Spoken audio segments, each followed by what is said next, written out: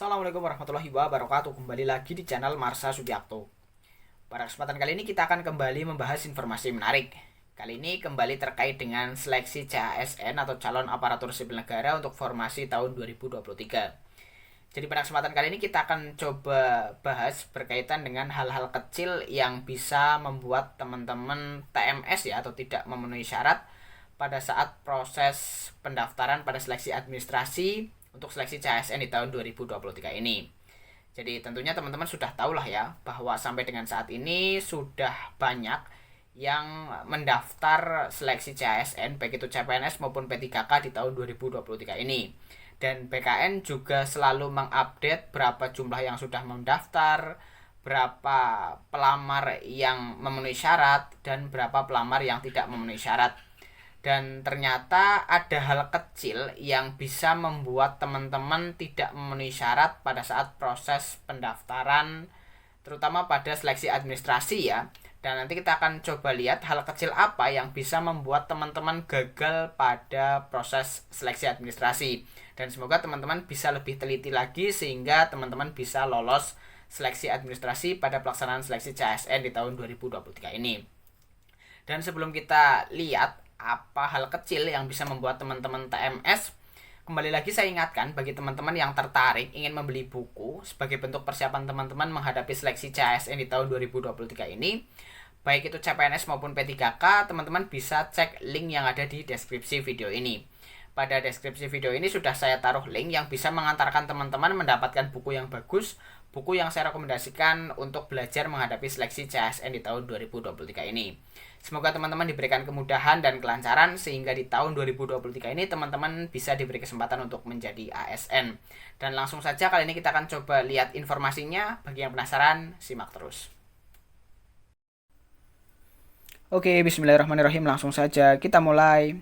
Jadi inilah berita atau informasi berkaitan dengan pelamar P3K yang wajib teliti ya pada saat melakukan proses pendaftaran. Diberitakan oleh Jawa Pos radarsemarang.id. Judulnya penting, pelamar P3K 2023 wajib teliti akan hal ini. Kita coba bacakan ya.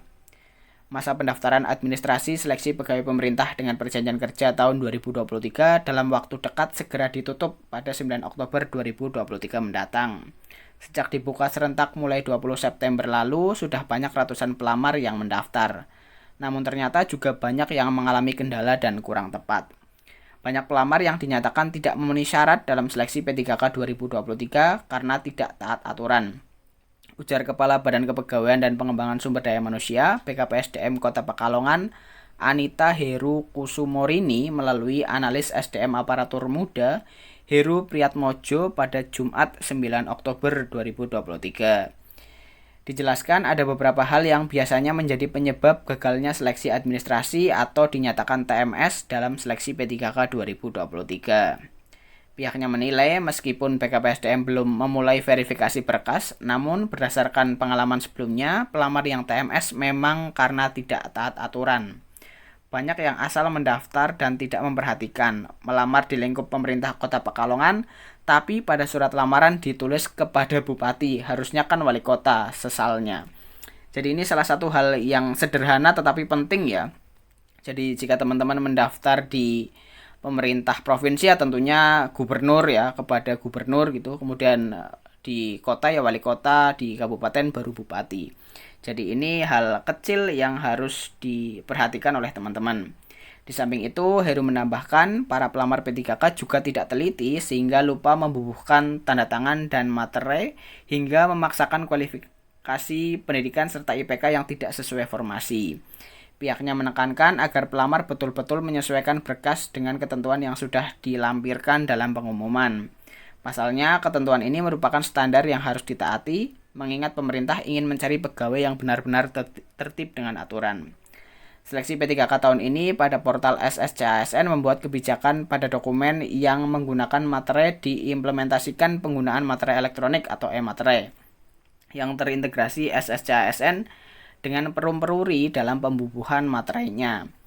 Pelamar diwajibkan melakukan pembelian top-up kuota materai pembubuhan e-materai.